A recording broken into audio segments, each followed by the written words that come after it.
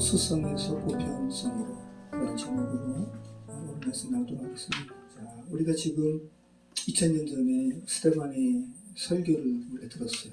대단하죠? 자, 성령의 감동으로 이 설교를 쫙 하고요. 그리고 순교당한 겁니다. 자, 지난주 말씀에 계속 맥락을 같이 하죠. 왜? 진실을 말했기 때문에 죽임 당하는 거예요. 지금 스데반이 진실을 이야기하는 겁니다. 자, 지난주 말씀도 그런 거죠. 거짓은 진실을 이길 수 없다라는 한 문장으로 표현할 수 있는 것이 복음이 죄된 세상에서 전파될 때 이루어지는 여러 가지 일들을 표현할 수 있는 겁니다. 어둠이 참을 못 이기니까 지난주 말씀이 그런 거잖아요. 그래서 다른 어둠을 매수해가지고 그들이 붙드는 율법을 스데반이 어겼대요 라고 고발했는데, 그죠? 근데 정작 율법에서 바라본 모세가 하나님을 배움으로 그 얼굴이 빛난 것과 대등한 그 상황이 스데반에게 펼쳐졌어요. 그것을 스데반의 얼굴이 천사와 같더라 라는 표현으로 율법이 아니 스데반은 율법을 어긴 게 아니라 도리어 율법을 온전하게 지킨 거야 라는 것으로 그 거짓을 오히려 역으로 고발하고 있었습니다. 이것이 지난 말씀이었어요. 자, 오늘은 이어서 대제사장이 말합니다. 스데반에게 이야기하는 거죠. 이들이 말하는 것이 사실이냐 라는 문장으로 시작되고 있습니다. 자, 그래서 우리가 오늘 읽은 사도행전 7장은 개인인 대제사장과 개인 스데반의 어떤 논쟁이 아니라 율법을 사적인 이윤으로 취하는 율법의 오히려 대적자가 된 이 율법의 종사자들과 율법의 지향화를 정확히 알게 된 인물의 대화인 거예요. 그리고 성령께서 스데반의 입술을 통해서 교회가 정말 무엇인지, 또 하나님께서 이끌어 가시는 진리가 무엇인지를 스데반에게 성령께서 임하셔서 논증적인 설교를 하고 있는 겁니다.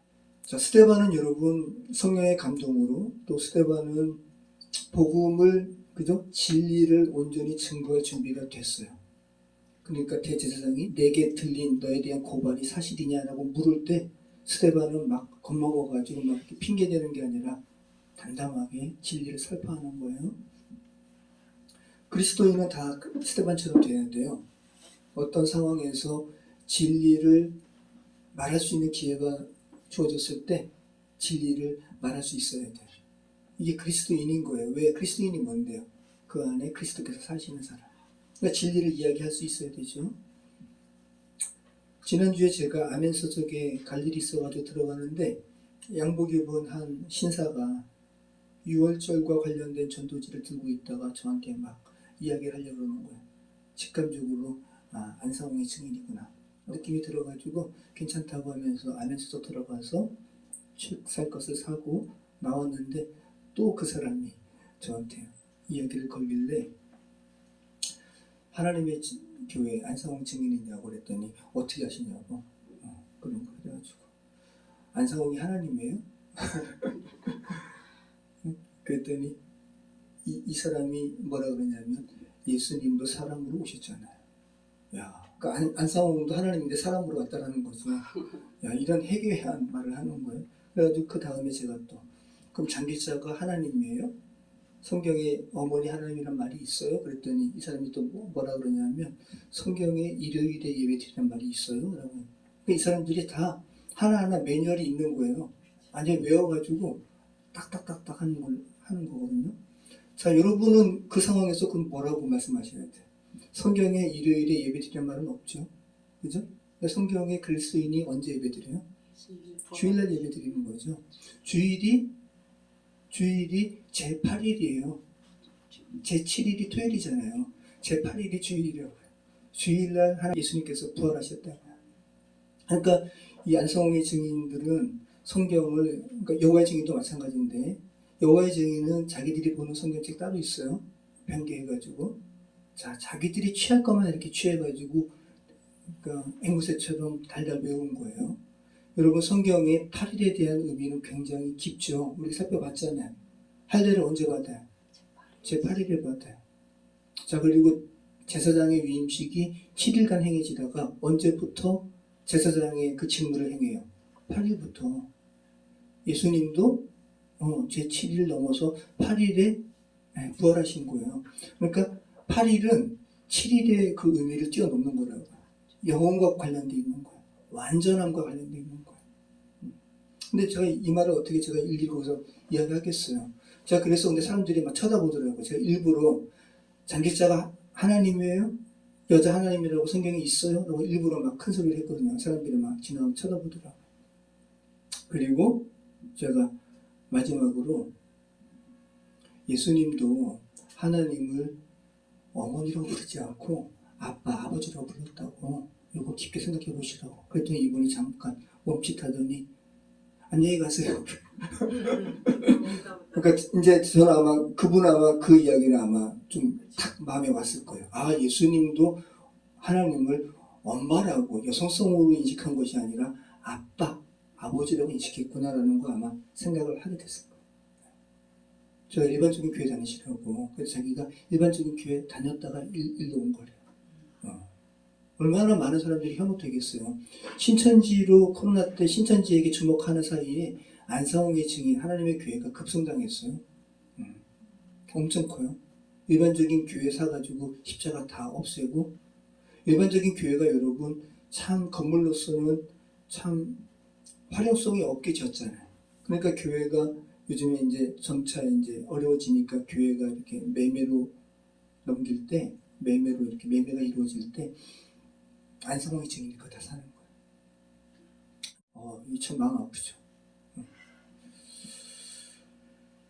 자, 제가 최근 들어서 그러니까 안상홍의 증인을 지금 두 번째 만나는 건데, 지난번에도 강북미역 전시회를 했잖아요.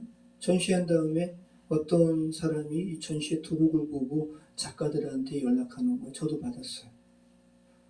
누구누구 작가시죠? 라고 하면서 전시와 관련해서 전시를 저희가 이렇게 작가들한테 이렇게 해드리는데 한번 찾아뵙고 싶다고. 그래서 오시라고. 작가들은 전시를 열어준다 그러면 약해요. 오시라고 그랬더니 어떤 아주머니가 오셔가지고 막 일반적인 얘기 막 하다가 전시 관련된 거 저희에게 좀 좋은 전시장을 저희한테 좀 소개시켜 주고 싶다고 하면서 어떤 잡지를 꺼내는데 되게 하도 많이 이렇게 설명을 해가지고 잡지가 좀 깨끗한 잡지가 아니라 완전히 이렇게 낡았어요.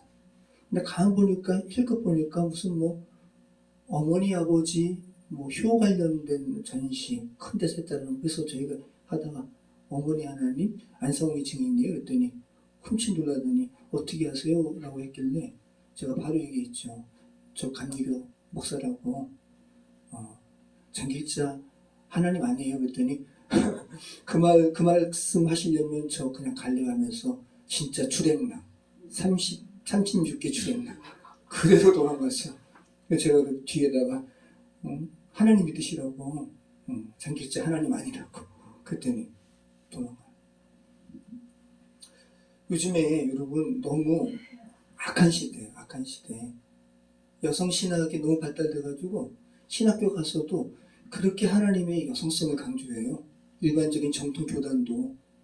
물론 하나님 여성성이 있죠. 남자 여자 다 창조하셨는데 하나님 자유로우시죠. 그죠? 그런데 성경에서 하나님을 여자로 표현하진 않아요. 그러니까 우리는 흔들리면 안 돼요. 예수님이 아빠, 아버지라고 불렀다라는 거. 물론 죄된 인생이기 때문에 아버지들이 아버지 역할을 못하고 자식들한테 상처 주고 해서 하나님의 아버지 되심에 대해서 되게 부정적인 영향을 끼친 것은 사실이에요. 저희 아이들에게도 저는 그래서 그 부분에서 되게 미안한데 근데 이로 인해서 하나님을 온전한 아버지 되심으로 인식하지 못하는 것은 참 큰 오류예요. 정재현아 하나님은 아빠, 아버지로 이 땅에 계시하시는 거야. 얼마나 많은 이단 사이비가 이렇게 사람들을 호도하는지 몰라요. 자, 얼마나 이게 교활합니까? 하나님의 교회하면 일반적인 교회로 알 거 아니에요, 사람들은. 여러분 정말 예수님이 어떤 분이신지, 예수님이 누구신지, 그리고 어머니 하나님이라는 거 얼마나 사이비적이고 얼마나 정말 사단적인 표현인지 여러분이 사람들한테 적극적으로 알리셔야 돼요. 자, 오늘 스데반은 예수님이 어떤 분이신지 또 교회가 어떤 곳인지를 정확하게 논증하는 거예요. 그러면서 스데반이 가장 먼저 뭘 이야기하냐 하면 스데반이 이르되 여러분 부형들이여 들으소서라고 하면서 부형, 아버지와 형제들이여 라고 이야기하는 거예요. 굉장히 지혜롭게 이야기하고 있어요. 우리 조상 아브라함이라고 하면서 스데반과 표면적인 율법에만 매여있는 사람들과 지금 시작이 같음을 이야기하고 있죠. 굉장히 지혜로운 거예요. 우리 조상 아브라함이 하란에 있기 전 메소포타미아에 있을 때, 이 메소포타미아가 어디예요? 지금 이라크, 우르예요, 우르. 그러니까 지금 스데반이 이야기하는 건 뭐냐면 오늘 계속해서 예루살렘을 벗어난, 성전에서 벗어난, 물리적인 성전을 벗어난 보편적인 하나님께서 물리적인 성전에 고착화되어 있지 않고 보편적으로 역사하시는 분이셔 라는 것을 지금 강조하는 거예요. 그러면서 우리가 지금 예루살렘의 성전에 이렇게 우리가 매여 있지만 여러분들도 그렇게 매여 있지만 우리의 믿음의 조상인 아브라함은 성전이 아니라 물리적인 성전 이스라엘 예루살렘이 아니라 저 멀리 지금으로 본다면 이방에 있는 우르에서 하나님께서 그에게 말씀하셨어 라는 것을 지금 말씀하는 거예요. 오늘 다 그 맥락이에요, 여러분. 그 맥락을 여러분 놓치면 안 돼요. 그래서 제가 제목을 특수성에서 보편성으로 지금 이렇게 제목을 삼은 거예요. 자, 근데 무조건 보편성은 아니에요.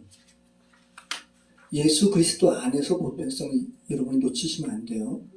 그냥 무조건적인 보편성을 이야기하면 힌두교에도 구원이 있고 불교에도 구원이 있고 그게 아니라 예수님 안에서 보편. 네. 자, 그러면 지금 팔레스타인 지금 하마스가 이스라엘을 침공해가지고 지금 이스라엘 사람들은 멘붕이래요. 9.11 테러처럼 와 1000명 가까이가 갑자기 죽임당하는 이런 것을 상상도 못했는데 그럼 이러한 팔레스타인 이 부분에 대해서 여러분이 조금 성경적으로 좀 온전한 좀 지식을 가질 필요가 있어요.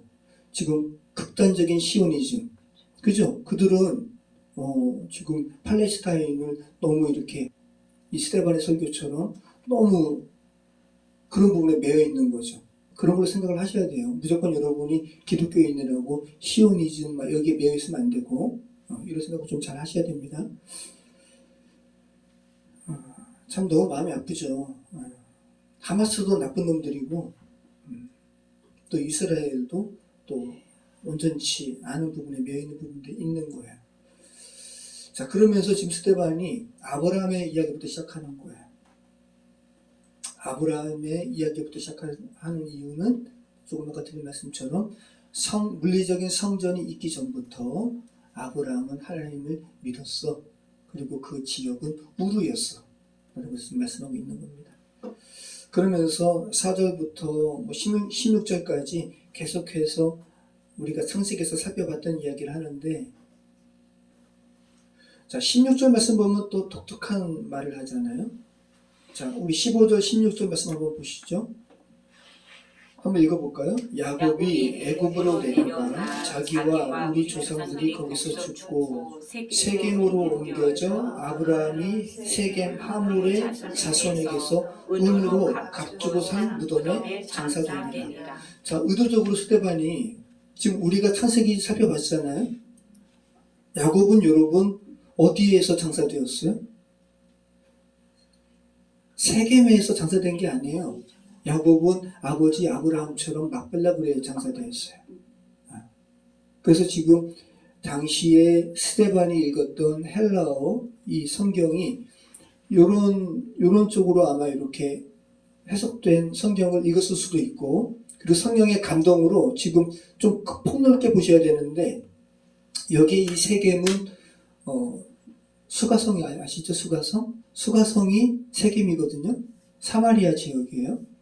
그러니까 이 유대인들의 입장에서 본다면 예루살렘이 아니라고요? 배척하는 곳이에요. 근데 그들의 믿음의 조상 중에 한 명인 야곱이 세겜에서 지금 장사되었다고 하는 소리는 지금 유대인 입장에서는 듣기 싫은 소리예요. 그러니까 일부러 지금 스데반이 성령의 감동으로 계속 그 부분 이야기하는 거예요. 특수성, 예루살렘이라는 특수성에서 너희 벗어나야 된다. 이 물리적인 성전에 너희 벗어나야 된다. 하나님은 움직이는 성전에 계셔. 우리가 성전이라는 거. 인격의 성전이고, 그래서 너희가 그토록 싫어하는 세겜 땅에 믿음의 종 아브라함의 아들 야곱도 거기 묻혔어 라고 지금 성령의 감동으로 이렇게 설교하고 있다는 거. 그 부분을 여러분이 이렇게 집중해서 보시기 바라요. 자, 그리고 17절부터 좀 계속해서 모세 생애를 40년씩 이렇게 구분해서 기록하고 있는데, 그죠? 일부러 40이라는 거를 계속 강조하고 있어요. 몇 절이 있죠? 그쵸. 23절에 보면, 나이가 40이 되매 그 형제 이스라엘 자손을 돌볼 생각이 나더니라고 하면서 모세의 생애부터 40세, 이집트의 왕자가 되어가지고, 그죠? 이제, 동족, 왜냐하면 모세가 공주의 양자로 이렇게 입양되어가지고 컸지만 실질적으로 그를 양육한 사람은 어머니 요게벳이잖아요. 히브리인의 정체성을 어머니에게 배웠다고요.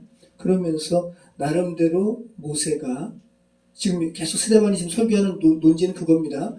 모세가 지금 스데반이 모세와 그리스도를 평행으로 모세를 이렇게 계속 강조하면서 예수 그리스도를 생각나게 하는 지금 이렇게 설교를 하고 있는 건데, 너희가 그토록 존경하는 이 모세조차 배격당했어. 그 이야기를 지금 하고 있는 거예요. 그래서 동족을 돌볼 생각이 나가지고 보살폈는데 오히려 원수를 처단했는데 이스라엘 사람들이 오히려 야 어제 이집트 사람 죽이더니 이제는 나 죽일래? 라고 모세를 배척한 이야기를 지금 하고 있는 거예요.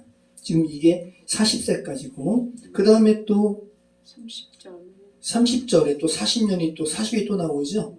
이러면서 이제 모세가 하나님의 부르심을 받고요.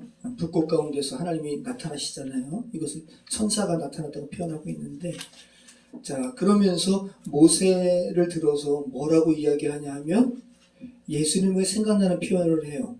그 표현이 어디 있습니까? 35절에 있죠. 그들의 말이 누가 너를 관리와 재판장으로 세웠느냐 하며 거절하던 그 모세를 하나님은 가시나무 떨기 가운데서 보이던 천사의 손으로 관리와 속량하는 자. 예, 속량하는 자. 이 속량자가 누구예요? 예수님이에요. 그 성경에 이 속량하는 자라는 위트로테스라는 이 단어가 딱 한 번 나오거든요. 여기 나오는 거예요.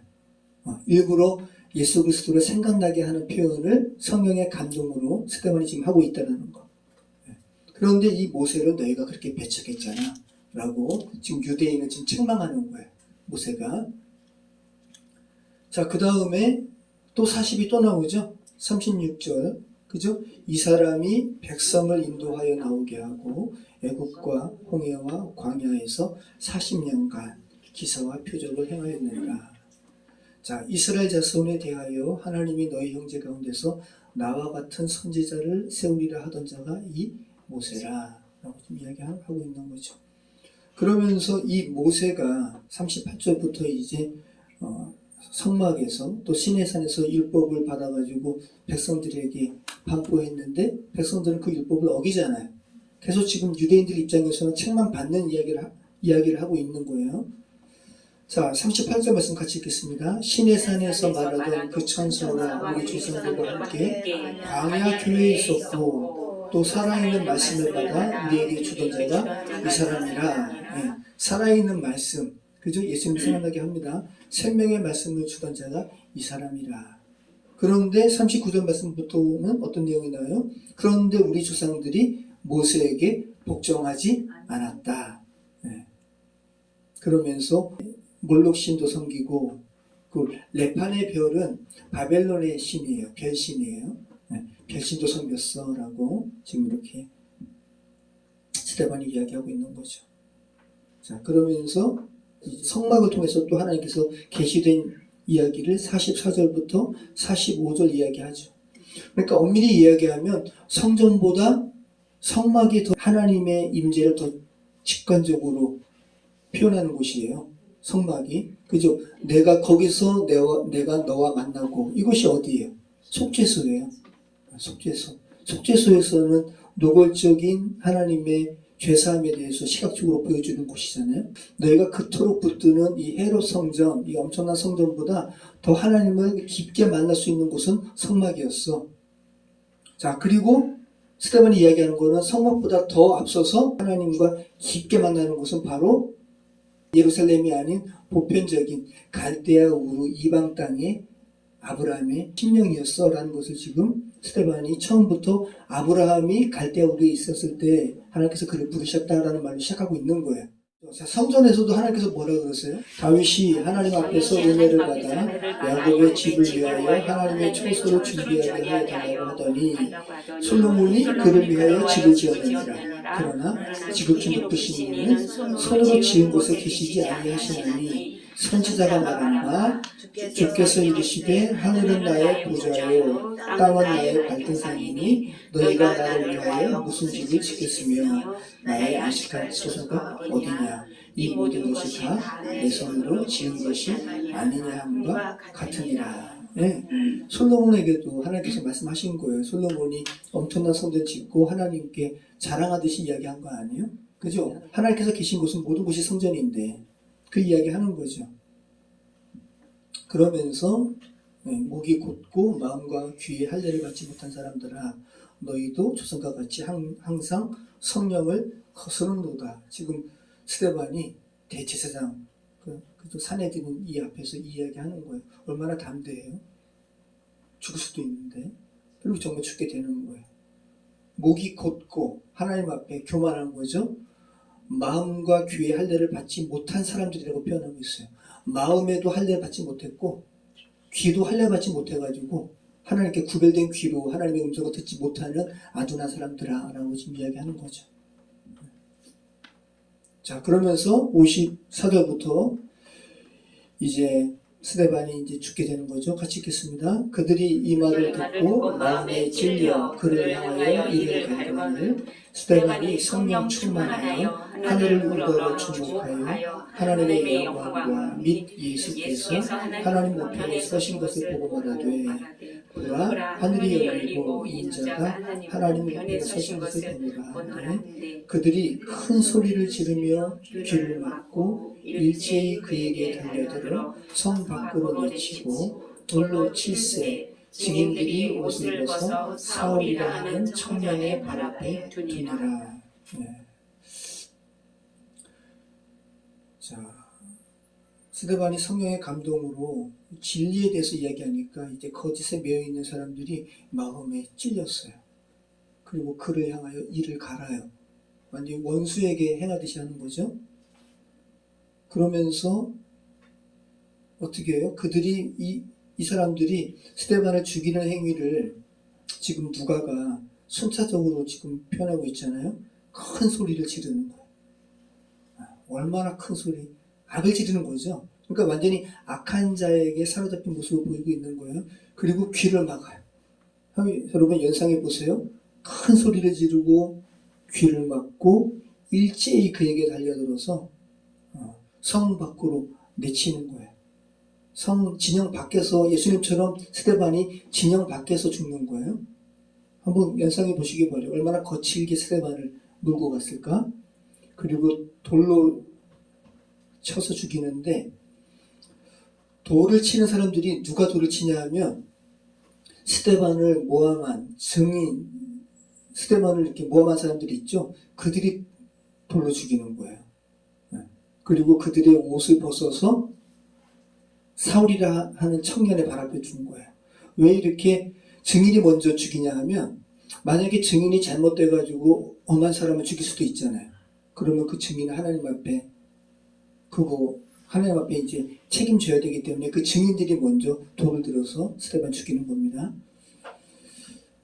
자, 스데반이 성령 충만하여 하늘을 우러러 주목하여 뭐를 봅니까? 하나님의 영광도 보고 예수님께서 하나님의 우편에 서신 것을 보죠. 자, 성경에서 예수님은 하나님 우편에 앉아 계신 것으로 주로 표현되었어요. 하나님 우편에 서 계신 것으로 표현된 것은 오늘 본문밖에 없어요. 자, 그러면 어떤 의미일까요? 스데반이 이 환상은 한번 상황을 한번 연상해 보시기 바래요. 세상에서는 스데반이 그죠? 거짓 앞에서, 사내들인 앞에서 지금 정죄받고 있잖아요. 그죠? 근데 하늘 법정에서는 예수님께서 오히려 스데반을 위해서 지금 변론하고 계시는 거예요. 이런 모습 보시기 바래요. 그리고 예수님께서 서 계신다는 표현을 통해서, 그죠? 하나님께서 당신을 위해서 충성된 자들을 지금 영접한 그런 모습도 우리는 느낄 수가 있죠. 스데반이 굉장한 위로와 격려를 받았을 거예요. 그리고 십자가형으로 예수님께서는 죽으셨는데, 그죠? 다시 살아 부활하시고 승천하신 이후에 하나님 보좌 위에서 서 계셨다라는 이 표현은 스데반도 곧 있을 육신적인 죽음이 끝이 아님을 또 우리는 알게 되는 거죠. 자, 그리고 이 사울에 대해서 잠깐 한번 보시죠. 이 사울이 곧 이제 이름이 개명되죠. 바울로. 네. 자, 이 바울이 스데반과 및 초대 그리스도인들을 잡아 죽이는 일에 대해서 아글리파 왕에게 이렇게 회고하는 장면이 있거든요. 한번 보실까요? 사도행전 26장 10절.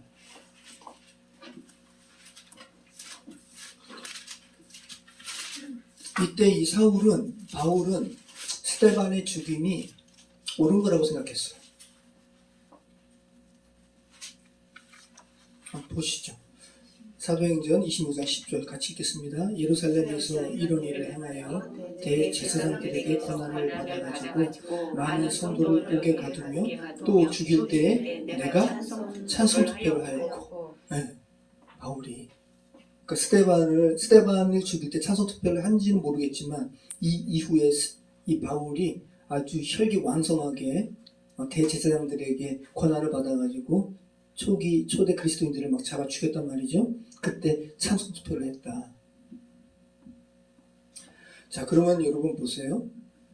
지금 스데반이 환상을 통해서 눈을 들어보니 예수님께서 하나님 보좌 우편에 서 계신 것을 스데반이 봤죠.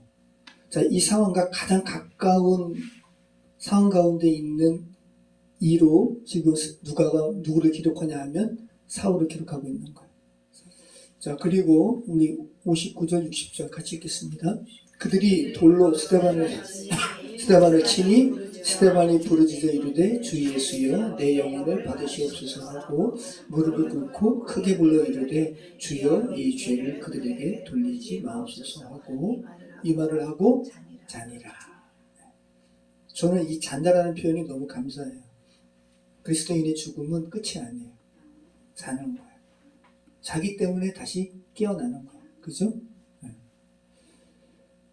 자, 그런데 여러분 이 스데반의 이 죽음의 이 순간을 보시죠.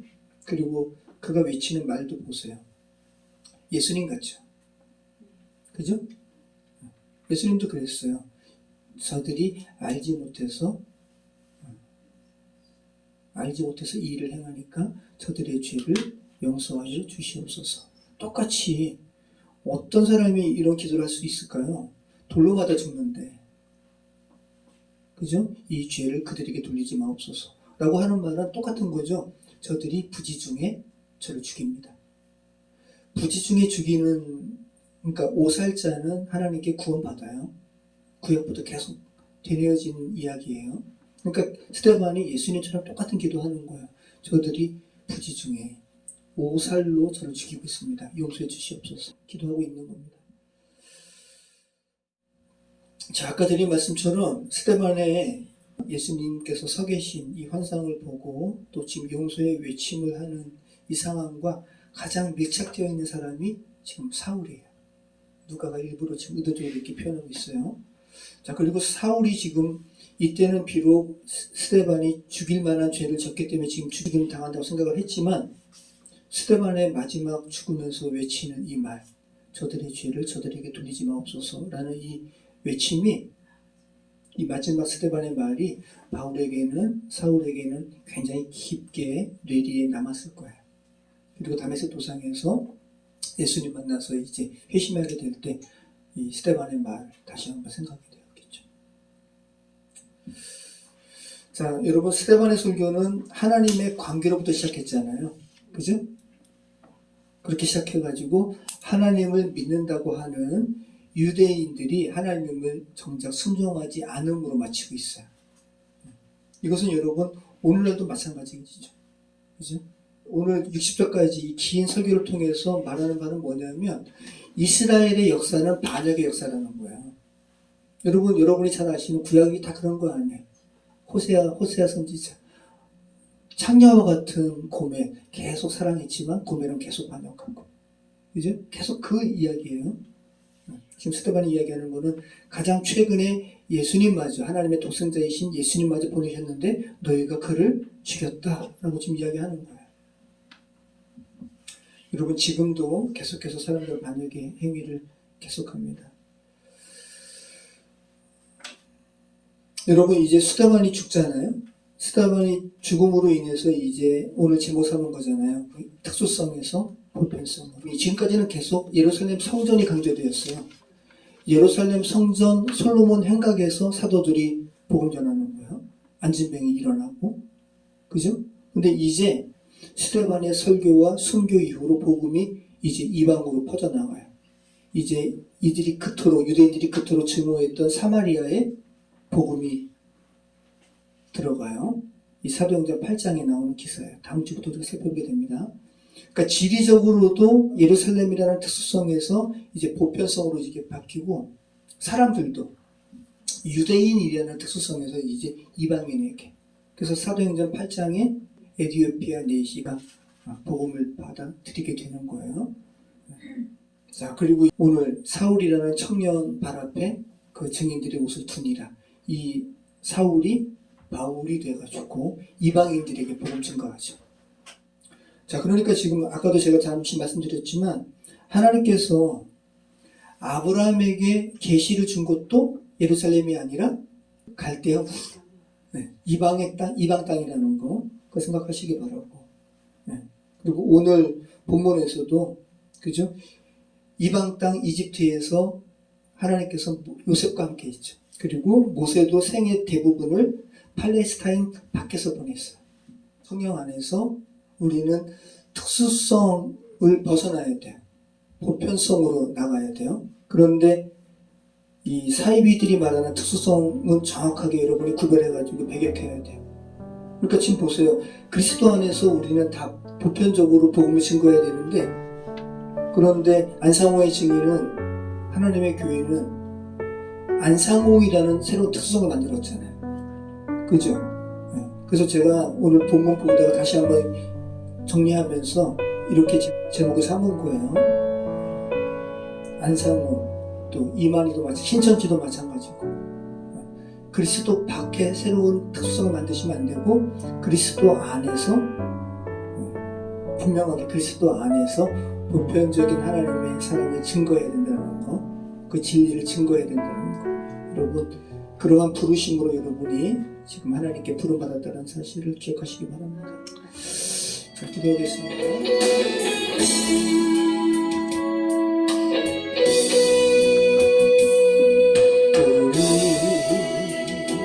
함께 기도해 주 앞에 나와 무릎 꿇고 베푸시는 주 하늘을 향해 두 손 들고 하늘이 열리고 해의 비추기 이 땅 내리도록 마침내 주 오셔서 예 비추기 우리의 부시도록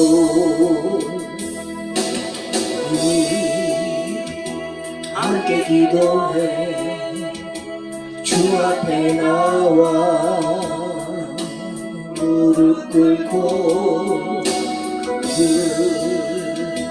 베푸시는 주 하늘을 향해 두 손 들고 하늘이 열리고 해의 비추기 내리도록 마침내 주 오셔서 의의 빛줄기 우리의 부시도록 같이 기도하겠습니다. 좋습니다. 하나님 아버지, 우리 함께 기도하기 소망합니다. 아버지, 이 죄된 세상에 아버지 하나님, 많은 사람들의 사륙의 소식이 아침에 일어나면 들려지는 그 참혹한 땅에 있습니다. 성령 하나님, 당신의 형상으로 지음받은 이들입니다. 언제까지 하나님의 형상을 빚어진 자들이 아버지 이러한 죄된 소식에 노출되어야 하는지 성령 하나님 은총 내려주시길 소망합니다. 아버지 하나님의 나라가 정말 속히 이 땅 가운데 임하기를 소망합니다. 이 세상의 전쟁의 소식이, 이 참상의 소식이 정말 끝마치길 소망합니다. 아버지 하나님, 사자굴에 어린이가 손 놓고 장난쳐도 물지 않는 그 나라가 정말 속히 임하기를 소망합니다. 예수님, 우리가 죽음 이후에 그 하늘 나라만 우리가 사모하지 않도록 도와주시고, 우리가 살아가는 이 땅이 정말 하늘 아버지의 나라가 될 수 있도록 하나님 아버지의 그 백성들이 정말 그 인생을 허투루 살지 않도록 도와주시기 소망합니다. 아버지 하나님, 얼마나 많은 아버지 하나님 가식적인 모습으로 신앙생활을 하는지, 얼마나 많은 썬데이 크리스천처럼 주일에만 예배드리고 아버지 하나님 예배 처소를 떠난 이후에는 세상 사람과 똑같이 살아가는지, 그런 것들이 아버지 하나님 쌓이고 쌓여서 죄된 세상에 참혹한 소식들이 끊이지가 않습니다. 성령 하나님 은총 내려주셔서 아버지, 저희 한 사람 한 사람이 아버지의 나라를 앞장서서 이 땅 가운데 실현하는데 그 인생을 드리도록 아버지 하나님 정말 주님 앞에 헌신할 수 있도록 성령 하나님 함께해 주시옵소서. 아버지 하나님, 정말 저희에게 은총 내려주시고 성령의 깨달음을 주셔서 우리에게 허락된 이 인생이 정말 어떤 인생인지 아버지는 명확하게 깨달을 수 있도록 도와주시고 명확한 그 삶을 살아갈 수 있도록 성령 하나님 함께해 주시옵소서. 저에게 주신 많은 재능과 물질과 아버지 이런 것들을 하나님의 나라를 위하여 사용할 수 있도록 성령 하나님 은총 내려주시옵소서. 아버지, 오늘도 아버지 그냥 죽어가는 이들이 있습니다. 오늘도 아버지의 하나님의 복음의 소식을 알지 못한 채 그냥 죽어가는 성령 하나님 은총 내려주시옵소서. 저희를 그리스도인으로 부르셨다면 그 부르심의 소망이 무엇인지, 그 부르심의 목적이 무엇인지 명확하게 알게 하여 주시고 그 부르심을 온전히 아버지 감당해내는 우리의 인생 될 수 있도록 성령 하나님 함께해 주시옵소서. 아버지 하나님, 조선의 성도들 지금 함께해 주셔서 아버지 하나님을 이제 아버지 하나님 믿음으로 섬기는 그런 신앙의 삶을 살아가고자 합니다. 주님 함께해 주시옵소서. 그에게 성령 하나님 함께해 주셔서 말씀을 읽을 때 깨닫게 해 주시고 아버지 그 연약한 육체를 하나님께 의지함으로 아버지 하나님 주님을 붙드는 한나와 같은 그러한 기도의 사람이 될 수 있도록 성령 하나님 함께해 주시옵소서. 여호와여 함께해 주시옵소서. 저희 모든 상황을 살피시는 하나님 함께해 주시옵소서.